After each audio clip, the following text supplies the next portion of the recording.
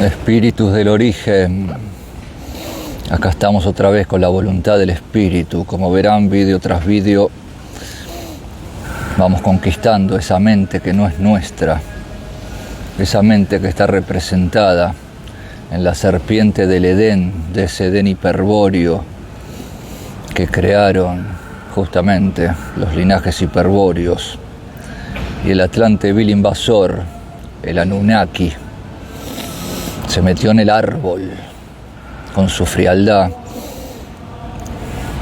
instauró un símbolo simiente por el cual y a través del cual todas las generaciones quedan sometidas al sistema de la depredación, a esa matrix, a esa kalachakra religiosa cultural, porque nuestros cuerpos antes eran de silicio, ahora son de carbono, porque con la modificación genética del Anunnaki, la humanidad gradualmente empezó a pasar al sistema de la depredación. Entonces, con la misma ciencia de la depredación, depredamos al depredador. De esto se trata este vídeo, de el rito de la carne, y que le sigue el rito del pescado, el rito del vino. Y para eso tenemos que recordar que estamos acá para dar testimonio de voluntad, de lo que es frente a lo que no es, y eso implica inevitablemente la conquista sobre, como acabo de decir, una mente que no es nuestra.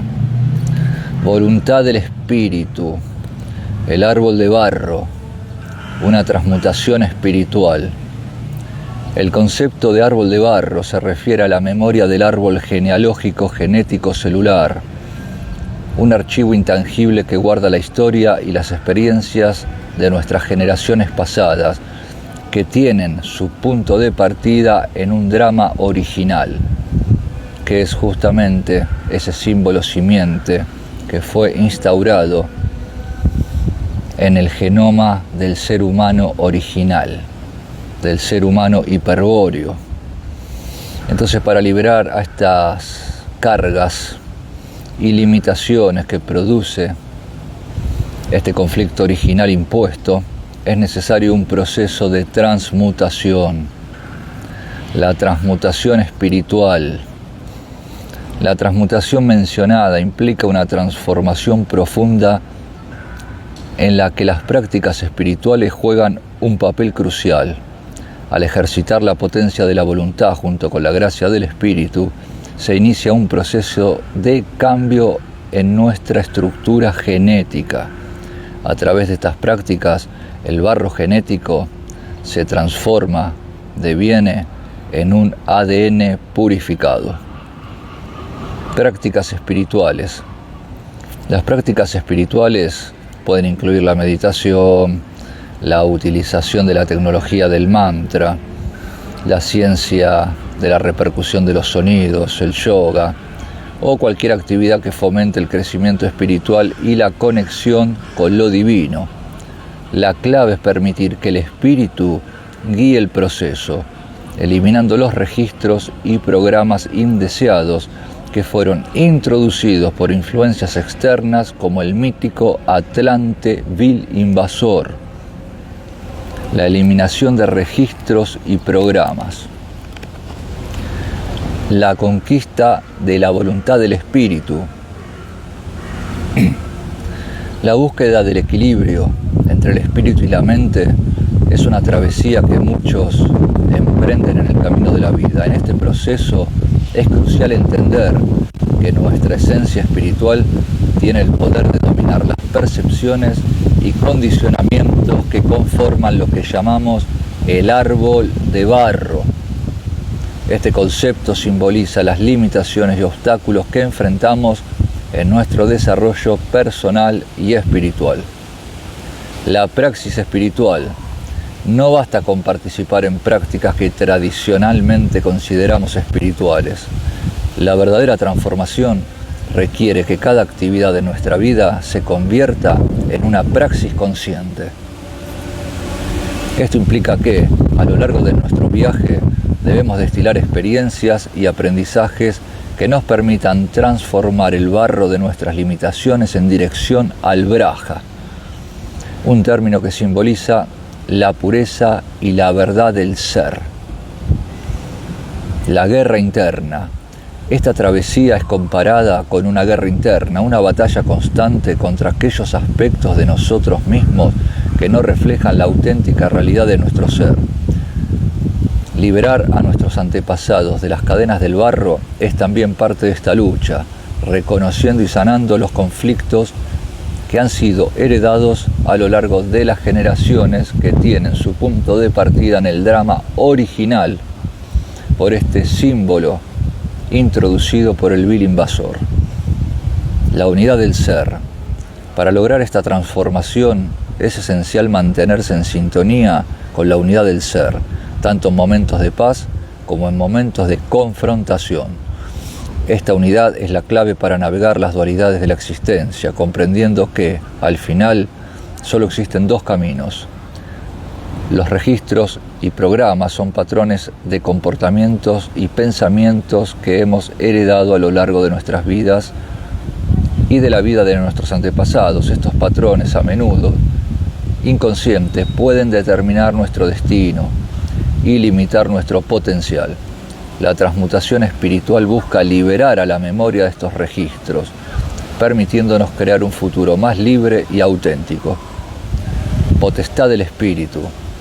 Cuando la memoria ya no está condicionada por estos programas, el espíritu puede tomar la delantera en la creación de nuestro destino.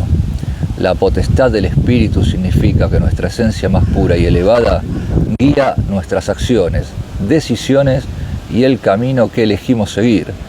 En conclusión, el concepto de árbol de barro y su transmutación es una invitación a liberarnos de las limitaciones del pasado y a abrazar un presente intuitivo con un futuro guiado por el espíritu. A través de la práctica espiritual y la autorreflexión podemos transformar nuestro ser y vivir una vida más plena, consciente y libre.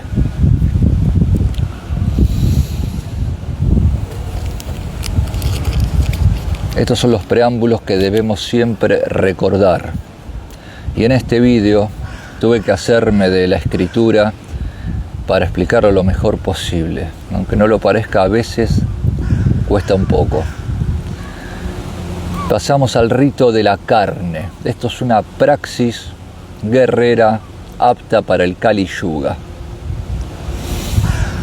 Dado que vivimos no solo en una sociedad, sino, yo diría, hasta en una genética formateada para formar parte de esa cadena alimenticia del depredador, al igual que el Aikido, podemos usar la ciencia del depredador, la misma que él nos induce, para depredarle a él.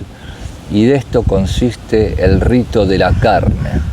Es un rito de antihéroes, porque convengamos, puede que a algunos les guste, a otros no, pero hay que reconocer que el sacrificio del animal es un acto satánico, es un acto demiúrgico. Antes nuestros cuerpos, cuando eran de silicio, antes del vil invasor, no había depredación de animales. Nos retroalimentamos con la misma energía a través del vórtice que produce el corazón, que estaba en concordancia con el árbol que cortaron en el centro de la tierra. Y si bien algunos clanes sí ingerían algo, pero en verdad no era a partir del sacrificio de los animales. Por eso la Biblia en el Génesis dice que a Jehová le agradó el olor a carne que le ofreció Abel, y no le gustó los granos que le ofreció Caín. Tenemos que recordar esto, tenemos que recordar el símbolo del Edén, porque el Edén en el mito bíblico es creado por el Dios Uno, donde aparece la serpiente a tentar. Y es verdad que aparece la serpiente a tentar, pero no es verdad que es una creación del Dios bíblico, del Anunnaki, del vil invasor, del Atlante. Jehová es Satanás y viceversa. Ese Edén era nuestro Edén, hasta la vil invasión, hasta que se introdujo el conflicto original y a partir de ahí estamos en guerra por la potestad del reino de la tierra. Y aunque el reino de la tierra es un reflejo del mundo espiritual, no obstante, naturalmente los linajes hiperbóreos son conquistadores, pero conquistan con la vida, con el amor, con la verdad. Y en el mundo del reflejo es inevitable tener que enfrentarte a lo que no es. El rito de la carne. Los antihéroes. Introducción al concepto. El rito de la carne es una práctica que explora la conexión entre el consumo de carne y la liberación de conflictos internos heredados a lo largo de generaciones. Este concepto se basa en la idea de que la carne porta el conflicto original, conocido también como pecado original o drama original, que se transmite a través de los lazos sanguíneos generación tras generación. La carne como símbolo del conflicto. La carne, al ser consumida bajo el rito, se convierte en un vehículo para confrontar y liberar los condicionamientos que nos impone nuestra historia genética y familiar. Al visualizar en la carne los registros kármicos que nos afectan, se sugiere que estamos dando muerte a estos condicionamientos. Esta práctica puede entenderse como una forma de autofagia espiritual, donde al consumir la carne, que viene del sacrificio, que es muerte, matamos y por eso nos liberamos de las ataduras que han sido impuestas desde el origen de esta existencia. El papel del vil invasor. En esta interpretación, el vil invasor es una entidad que introduce conflictos en nuestras vidas para mantenernos en estados frecuenciales bajos, haciéndonos vulnerables a la depredación energética. El rito de la carne se propone como una forma de resistencia contra este invasor, ya que al sacrificar a un animal y consumir su carne, al proyectar en la carne estas desvalías, estos conflictos, estamos eliminando aquello que busca sacrificarnos a nosotros. Proyección y liberación. Una de las características más destacadas de este rito es su capacidad para servir como un medio de proyección. Los participantes pueden proyectar en la carne cualquier símbolo, desvalía, elemento, significado que deseen eliminar. E incluso pueden ayudar a otros.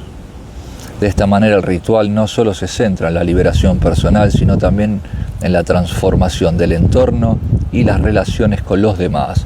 Conclusión, el rito de la carne es un proceso profundo que invita a la reflexión sobre nuestros lazos ancestrales y conflictos inherentes al origen.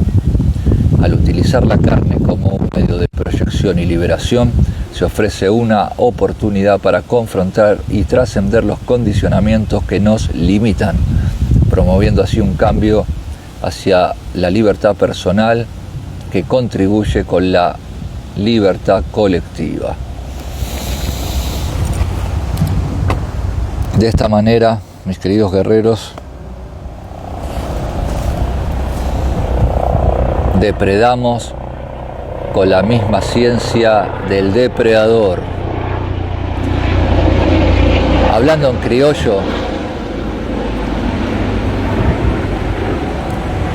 criollo, te estás comiendo al otro. Entonces una manera de decir, bueno, ya que nos metiste en este laberinto de depredación para depredarnos, ¿qué te parece si te depredamos a vos? Entonces cuando yo corto la carne, estoy cortando al otro, estoy comiéndome al otro, al Atlante, al vil invasor. De eso se trata el rito de la carne. Y después en lo personal podés proyectar, como acabo de describir, símbolos, significados, personas, fantasmas, registros, porque todo está en la carne. Entonces al proyectarlo ahí, invertís la polaridad de la depredación y con la depredación depredás lo que te quiere depredar. ¿Quedó claro? ¿Por qué te pensás que cuando comes carne y sentís ese gustito, ¿no? de la carne? Qué rico acá, ¿no? Hace así. Porque estamos formateados para la depredación. Entonces tenemos que depredarlos con sus mismas armas. Y estamos en el Kali Yuga. Es una muy buena práctica. Una muy buena práctica. Y lo mismo con el pescado. El pescado, el Atlante. El Señor Jesucristo, y lo vuelvo a repetir, ni judío ni musulmán, que hay que agradecerle a Moyano que la obra de él ayuda a desprenderse del Jesús formado por la iglesia, el de te pego en una mejilla y te ofrezco la otra, son verdades mezcladas con mentiras. Es verdad que Moyano ayuda muchísimo a desprenderte de ese arquetipo, pero en simultáneo te mete a Lucifer, que está bien, el que trae la luz, porque Jesús, el Cristo con K, es Lucifer. Pero no es la serpiente. En el mito de Moyano, Lucifer adopta una forma reptiloide para meterse en el Edén. No, eso no. El reptiloide, porque en la época que se escribieron estos textos, nadie sabía nada sobre reptilianos, y hoy sí sabemos sobre el Anunnaki, sobre el Atlante, los reptilianos. Ahora sí sabemos. La serpiente del Edén es el vil invasor, es Satanás, no es Lucifer.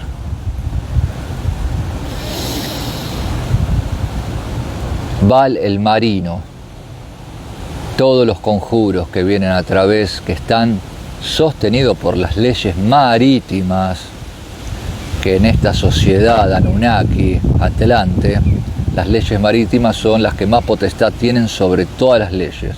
Un capitán de barco, juez, tiene la potestad total, mucho más que un juez de tierra, porque todo es agua. Para ellos todo es agua. Por eso cuando vas a un avión, dice bienvenidos a bordo. Eso es para los barcos, porque el avión en realidad vuela sobre el agua, sobre la atmósfera, todo es agua. Entonces con el pescado, por eso Jesucristo le daba pescado a la gente, para resignar el programa del Atlante, de Baal el marino, de la bestia marina.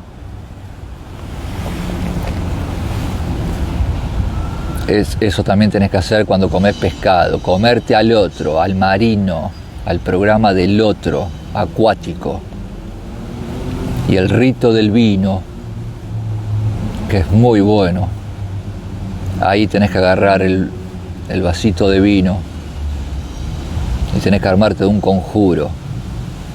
He aquí la sangre del Espíritu puro. Tenés que proyectar al Espíritu en la sangre. Por eso Jesús, el Cristo, dijo: bebed, esta es mi sangre. Él es un ser puro, un espíritu puro, no contaminado. Bebed de mi sangre.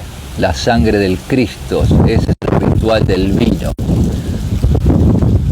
para purificar, para transmutar la sangre contaminada del Atlante que viene del sistema de la depredación, que tiene su origen en el símbolo original, en donde metieron mano en ese ADN, Adán, el que fue hecho desde el barro. Y así vamos transmutando todo lo que es del barro en braja. El trigo. Hoy no son pocas las voces que ya tienen muchos datos de que el trigo es extraterrestre. Y lo dice Moyano, pero te lo mete con la Virgen de Agartha para saciar el hambre del pueblo, cuando en realidad el trigo no es apto para el ser humano. El trigo es Anunnaki, lo trajeron ellos. Entonces, consumiendo trigo en cualquiera de sus formas, también podés implementar esta acción. Te comes al otro que está en el trigo, y de ahí a los jugos gástricos, y se disuelve todo.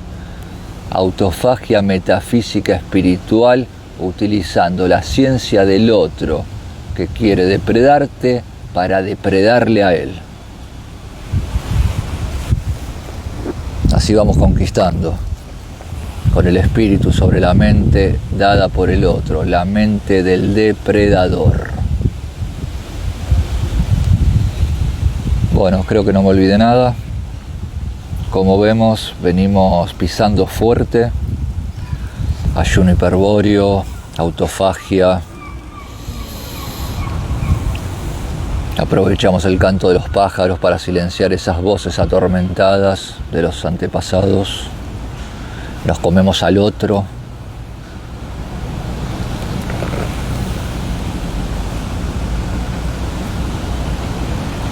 Dale, chau.